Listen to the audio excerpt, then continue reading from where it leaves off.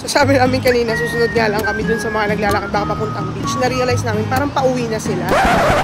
Ito, lakad pa din. Tanyo to guys, pwede na ako mapunta sa KMJS. Kaya ko itong buksan. Oh. Wow! Paikot-ikuti po. No, make it 2 rounds. Make it 2 rounds. Oh, diba? Galing po ng mga taxi dito.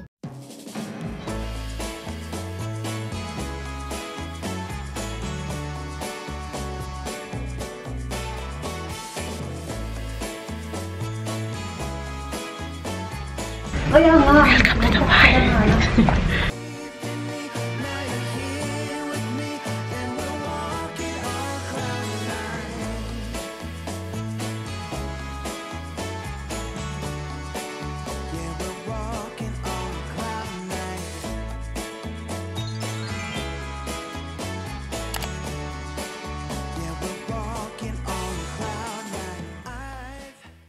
Day 4 po, ayan, pupunta po kami sa beach. Yung naglinginan yung mga kaibigan ko. Kasi sabi nila, ba't bigla ako nagsalita? Ayan. Ito po yung 4th day natin dito sa Dubai. Pupunta po kami sa Jumeirah Beach. Ano bang ibig sabihin ng R dun sa JBR, te? Real estate? Ano ba? Rumble, Jumeirah Beach Rumble. Residence, oo. Umuo na lang ako para kunwari sure. So, dapat magta-taxi po kami dahil malayo lakaran. Pero susunod na lang po kami sa mga mukhang nakapang beach. Ito yung sinusundan namin. Ayan, baka dun sila pupunta, magtatampisaw sila. So, dun din kami. Dahil mukhang malayo lalong lakaran po to, hindi naman kami nag-taxi, bumili kami ng inumin. Ito yung bago kong favorite dito. Dati, nung nandito po ako, ito po iniinom ng mga batang estudyante. Gusto kong hingin sa kanila. Bumili na ako ngayon. Mainit po pero hindi po yung masakit na sa balat. Siguro dahil magwi-winter. Malayo na yung lakad, pero sucks lang. Ano na po, 4 PM na po dito halos. So sabi namin kanina, susunod nga lang kami dun sa mga naglalakad baka papuntang beach. Na-realize namin, parang pauwi na sila. Ito, lakad pa din. Ay, Karen, may bago observation si Shan. Ano sabi mo, Shan? Yung mga van, kusang nag-stop sa pedestrian. Oo. May tatawid. Unlike sa Pilipinas, nakipag-unahan pang umikot. About to leave, already packing. Come with me. I'm not really asking. We'll get away to a place where we don't know. About to see the world in action, what we can be. Life with no distractions. We'll get away. This is what we waited for. Take my hand, we'll make it somehow. We can't miss out. I'm done living life with the lights out. Die with my own doubts. Be free with me. Let's go, let's be free. Hindi tayo dito ka daw may inspire. Balik na tayo doon para hindi tayo magmukhang kakaiba. So, Jumeirah Beach!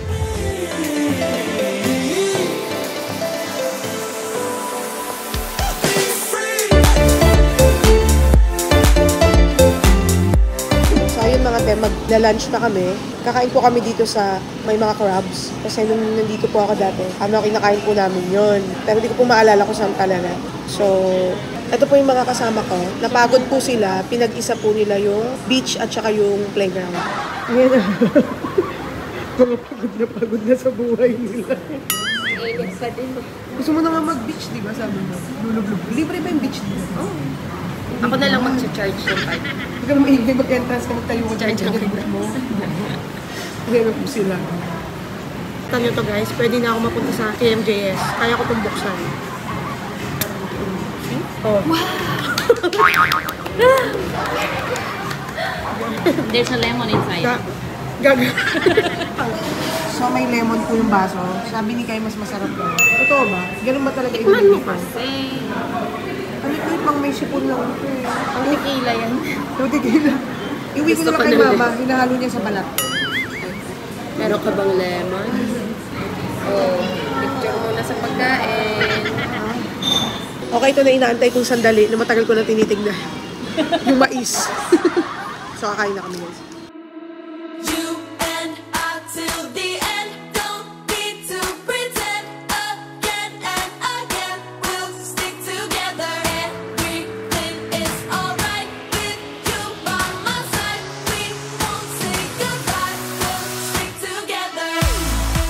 Tapos na po kaming kumain, nakaupo na naman po kami dito. Tayo ako, sorry. Baka nakatulog. Wala pang 5 minutes, pagod na naman. Sabi maglakad para magpatunaw, naupo. So mauuwi sa Bilbel. Ang sarap po maupo dito. Sabi ni Sean, gusto niya lang matulog. So ang ginagawa po namin dito ay magtingin ng mga cute na bata. At magiging tatay ng mga bata. Hinahanap ko po yung sunset pero nag-set na po. Pati po sa sunset nalilate po tayo. Pero po dito yung Turkish ice cream, yung ginaganong-ganon. Pero yung Kobe ng dogs yan. Yung tindero sana kasi blue eyes. Pwede naman po akong bumili ng ganyang ice cream. Ayun o. Yan. Di ba pag inabot sa'yo yung ice cream na ganyan, yung may nakalikit yung cone, Ah. tapos yung kamay mo yung hawakan niya, hindi yung cone. Tarara! Ay! Hindi so pala sorry. ice cream. Oh my God. Tignan ko kung mapipiko niya yung mga lalaki. Nakatingin, akala siya tinitingnan, tumatanda ko. Naging basya. Akala niya siya. Gusto ko sanang subukan po yung ice cream na ginaganong-ganon. Kaso baka mapikon ba ako, makulong ako dito.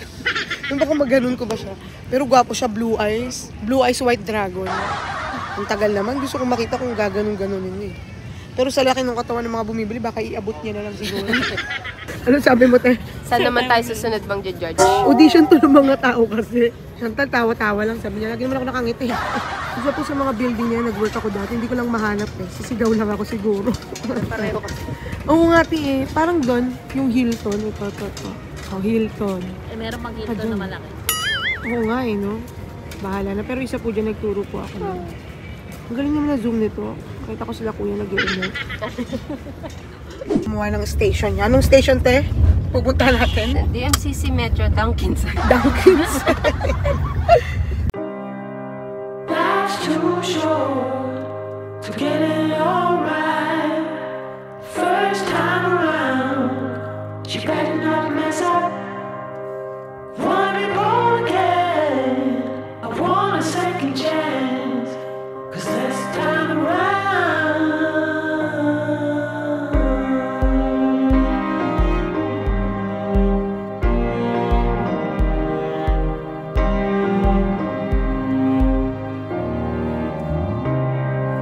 win or lose, it should be worth the fight.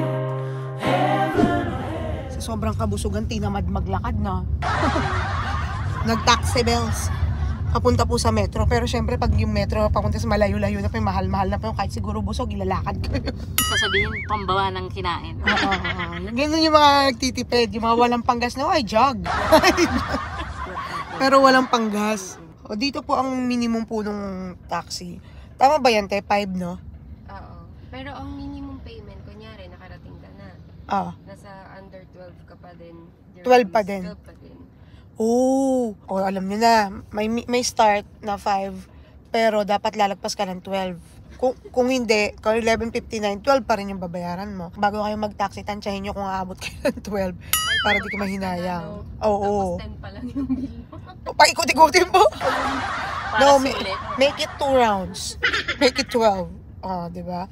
Galing po ng mga taxi dito. Dapat bago po kayo pumunta rito, ready po kayong maglakad. Tsaka mabusog. Yung next po namin pupuntahan, yung sabi ko kasi kay dati, bago ako sumakay ng metro, pag pumupunta ako dito sa JLT, kumakain po ako doon sa Dunkin ng Choco Butternut. Tinanong ko, nandun pa ba yun? Existing pa siya. So magda-Dunkin po, nagpunta ng Dubai para mag-Dunkin Donut. And guys, dito ako dati nagtuturo. Doubletree by Hilton. Isa sa mga na-miss ko na lugar din talaga. Siguro malalaki na yung mga batang tinuturo ko dyan. Hindi talaga biro ang lumayo sa pamilya para lang magtrabaho sa ibang bansa. Ibang klaseng sakripisyo yun. Ibang klaseng pagmamahal. Yung mga pagod na napapawi lang ng mga kumusta or masaya yung pamilya nila. Kaya naman kahit wala tayong size 7 na kailangan, kumustahin naman natin yung mga mahal natin sa buhay, di ba? Para gumaan naman yung pakiramdam nila. Ang hirap kayang malungkot ng mag-isa. So nandito na po kami ni Sean sa mall ko. Magpapanik po ako. Wala na po yung chocolate ko. Yung Shunjin. Anong tawag ng Shotagen? Shotaka. Hanap ko na siya. Dumalawa na kaya ako pero too much. Akala ko ma-heartbroken na ako. Wala rin pong corned beef. Naiplano ko na po sa future ko na magpo-corned beef kami bukas ng umaga. Nandito po kami sa Filipino section ng Weston. Walang corned beef.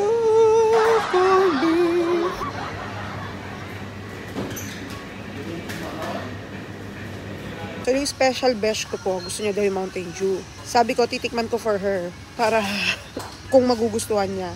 So tinikman ko. Di Roscas naman po to, so nabubuksan ko po to. Uy, besh, masarap. Pero yari ako kasi sabi niya nag-fiesta daw ako ng matamis. God guys, nahanap ko yung paborito ko.